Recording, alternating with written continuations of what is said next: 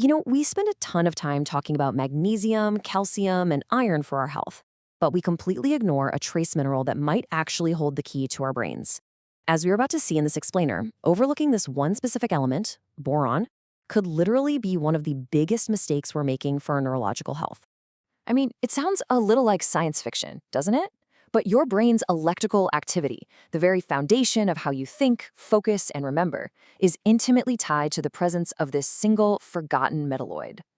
So, what if this overlooked mineral is actually controlling your daily brainwaves? To figure this out, researchers actually put healthy subjects on a super strict, near-zero boron diet. We're talking just 0.25 milligrams a day. And they didn't just ask them how they felt. They hooked them up to EEGs to directly measure the brain's electrical activity under these deprived conditions. And, well, the results were incredibly stark. Just look at the contrast on this EEG. A boron-deficient brain fundamentally shifts its operating frequency.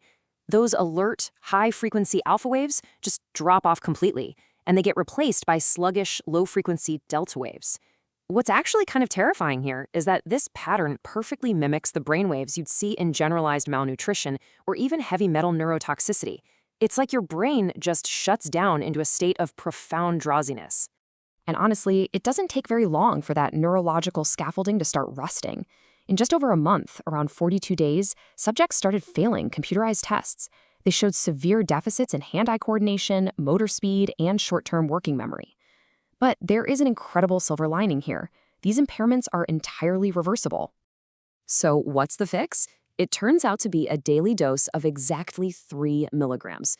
That tiny, almost microscopic amount of boron rewired those brainwaves right back to an alert, high-frequency state, banished the mental drowsiness, and brought all those psychomotor skills back online. Okay, so how exactly is a trace mineral pulling this off? Well, the prevailing hypothesis is super fascinating. Boron is essentially acting as a microscopic mechanic. Because of its unique chemical structure, functioning as a classic Lewis acid, it acts almost like mortar, stabilizing the cellular membranes of your neurons. And if that membrane structure isn't stable, the electrical signals trying to cross it simply cannot fire correctly. But the impact actually goes way deeper into your brain's chemistry. Without enough boron, your body rapidly burns through its stores of SAM. Now, SAM is a molecule absolutely critical for creating new neurotransmitters. When it gets depleted, toxic byproducts like homocysteine start building up in your plasma, completely crippling your brain's ability to maintain its chemical balance. If we zoom in even closer, scientists are actually engineering specific boron compounds to fix broken neurological hardware. Take 2-ABP, for example. It's a synthetic compound that can physically modulate calcium channels to shut down the erratic, hyperexcitable electrical storms that cause things like seizures. It literally physical dampens abnormal brain activity. So, to recap, think of boron as a critical hardware update for your cells. It functions as a Lewis acid, balances your sodium-potassium pumps, stops the intracellular calcium overload that usually drives cell death, and perhaps most importantly, it keeps your mitochondria, the literal cellular batteries in your brain, fully charged and protected. All right, we've seen how boron optimizes day-to-day function and fixes internal electrical issues, but the data gets truly dramatic when we look at how it shields the brain against environmental neurotoxins. Seriously, what happens when your neural network is under direct chemical attack? The protective power of boron mapped out here is absolutely fascinating. For aluminum chloride, boron acts almost like a magnet, chelating the dangerous metal right out of the tissue. Against glyphosate, which is a super common weed killer, it actually rescues the alignment of cells in the cerebellum. And against paraquat, a heavy-duty herbicide that normally triggers severe cell death, boron blocks the executioner proteins and restores mitochondrial balance. It acts as a literal shield for your brain. And that defensive capability becomes incredibly crucial when we start talking about neurodegenerative diseases. Take Alzheimer's, for instance. Boron interacts directly with the toxic beta-amyloid proteins that are the hallmark of the disease, potentially preventing them from clumping together in the first place. The numbers we're seeing here are just staggering.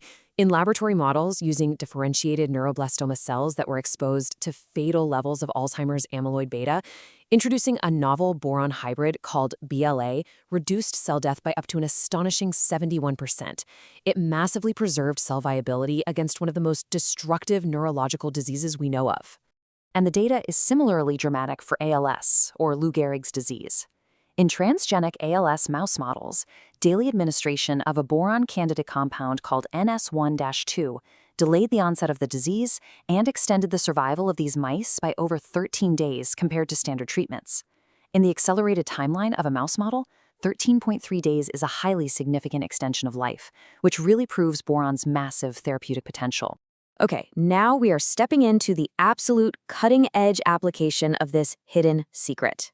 Boron is actually being used to treat incurable brain tumors like glioblastoma through a targeted atomic reaction called BNCT.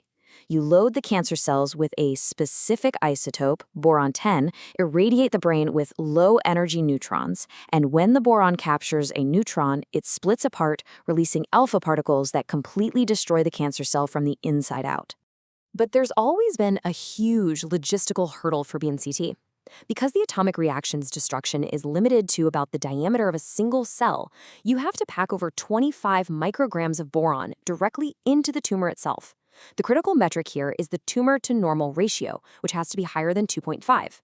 If that boron gets trapped in healthy tissue instead, the neutron beam will cause severe radiation exposure to the patient's normal brain cells, which is obviously bad. Usually they use a standard IV trip, but that kind of just floods the whole system, leading to poor ratios and systemic toxicity.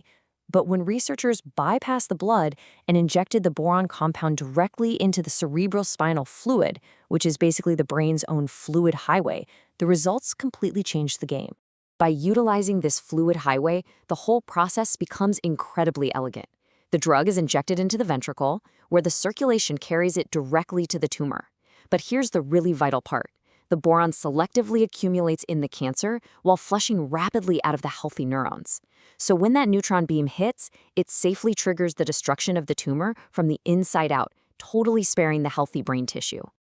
So the whole journey of boron is just remarkable, right? From the 3 milligrams a day needed to clear your daily brain fog and protect your neural pathways, all the way up to facilitating targeted atomic tumor destruction, this forgotten mineral clearly demands a place in your biological toolkit.